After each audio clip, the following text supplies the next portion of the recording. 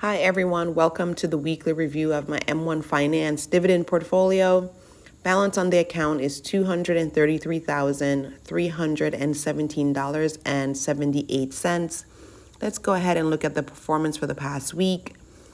It was all red. S&P 500 and QQQM did horrible this past week and continues to crash similar to last week because of Trump and all of the foolery he's doing in the overall office. Let's just put it that way.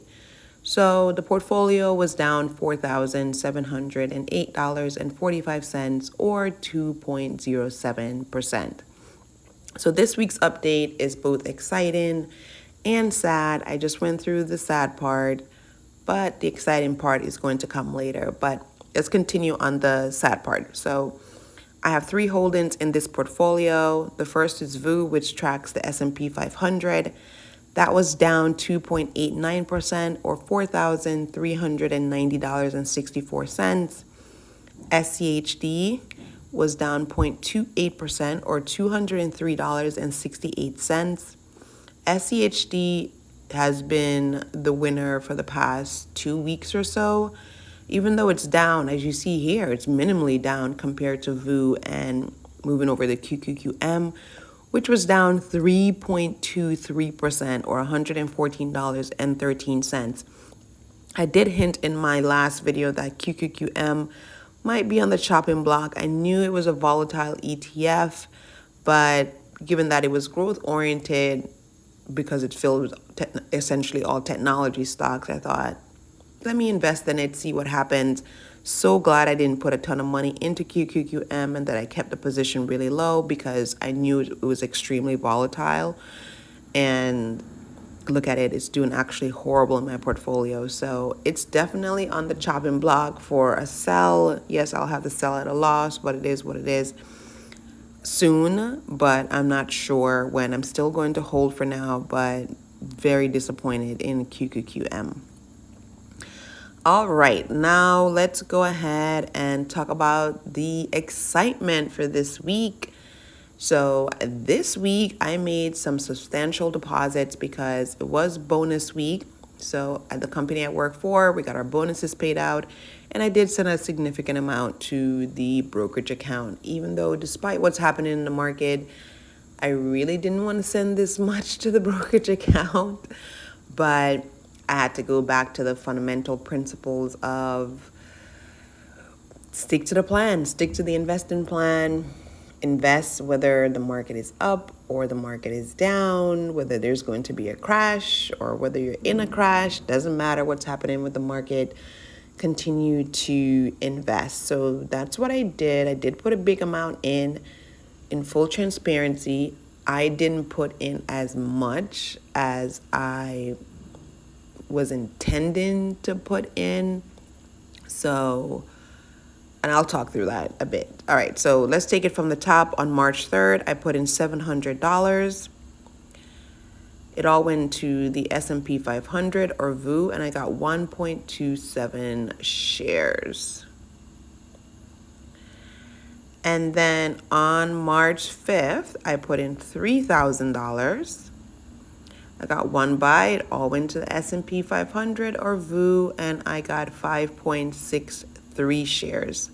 I don't know if you noticed the difference in the share price from the $700 deposit versus the $3,000 deposit, but here you'll see the share price was $532, right? This is the $3,000 deposit. And then the $700 deposit, it was actually $547. So you see it's a big dip over $10 in the share price from literally 2 days, from March 3rd to March 5th. And then on March 7th, I put in the biggest deposit, and that was $14,300.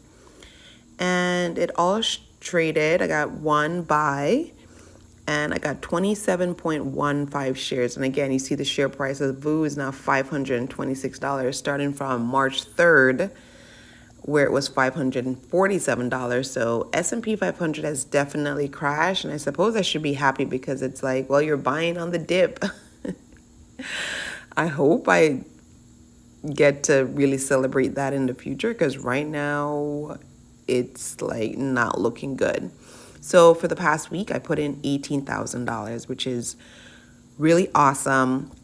Originally, I was planning to put in 20,000, but I did scale back $2,000 because the market is just not doing well, and I did increase my emergency fund more with that $2,000. So I just think right now a lot of folks are moving more to cash. I'm definitely not a cash hoarder. I don't believe in it.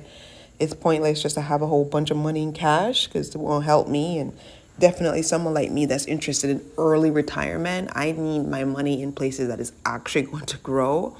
But I definitely did not want to put a full $20,000 in, and I feel like 18,000 is still a substantial amount of money. So I felt good about it overall. All right, let's go ahead and look at the recap. So I started the week at $220,026.23. I put in net cash flow, you see here, of 18,000, which I just reviewed with you, and still had a market loss of $4,708.45. So essentially the reason why my portfolio is at the current balance is because of my deposit. So this is really painful to see, because when you put in this much money in a week and you realize you still lost almost $5,000, it's like, why am I even putting this money in? It really feels pointless, and we'll see more of why it feels pointless. So let's go to funding. So with the larger deposit, for the year of 2025 so far, I have invested $26,600. So quite a chunk of money for it to just be early March. And I'm hoping to invest over $60,000 this year, but we'll see what happens. A big part of that is going to be pending I'm able to keep my job, and there's a lot of uncertainty with my job right now. So I try my best and just take it one day at a time. But that's the overall goal for 2025. So stick with me. We'll go through this journey together, the ups and the downs. And then if I look at my holdings, overall the portfolio is barely up. To me, like 10% is a pathetic return. So it's up 10.68%, or $22,512.64. As you see here, the cost basis, which is the amount of money I put in well over $200,000 into this portfolio. So essentially it's the balance that it is because of my cash, not because of the stock market. And then if we look here, you see the S&P 500 is now below 10%. It's just crashed so much. My return on the S&P was never good. I think it hovered at maybe 13% or so. So it was always low, but it's like even below the average 10% return that people tends to like tout about the S&P 500. Like long term is around 10% or so. So yeah, it's not even doing that. So I don't know. I was really unsure in terms of continuing to invest in it. But I'm just trying to believe in the long-term strategy that hopefully this ETF will go up and I will be rewarded one day, because right now it doesn't feel like a good use of my money to invest in the S&P when the return is a horrible 9.13%. Now, if I was in the double digits, I know a lot of people are in the S&P and they're up 25, 30%. Yes, I know we all invest in the S&P at different times, so the returns are not going to be the same. But it's one thing if I was at 30% and it dipped to 25%, I would be like, fine, that's still pretty good. But when you're at 9%, essentially almost going into the 8%, and with the continued S&P crash, I wouldn't be surprised if this goes into the negative. I mean, it's a low enough number where I'm like, next week this could be a negative. I could officially be in the negative on the S&P. And then moving over to SCHD, as I said before, SCHD is the winner for the past couple weeks. She's up 14.86% or $9,376.77. So again, not an impressive return. It's not in the 20s or 30s, but she's up over 5% on the S&P 500, which the S&P 500 is supposed to be the more like growth-oriented ETF, and SCHD is the dividend ETF. Like, you would think it would be the opposite, but it's the only winner so far for the past like week or two. And then QQQM, as we see here, it's down 0.94%, almost 1%, or $32.43. So QQQM definitely on the chopping block. I'm just holding a little bit.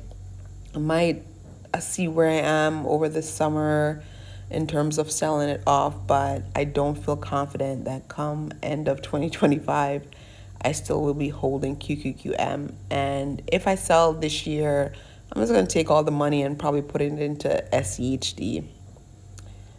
But this is where I am. So again, for a portfolio of this size, definitely would be expecting substantially more returns. I feel like I've seen videos of people who have a portfolio balance of like $40,000 and they have returns of $20,000 plus.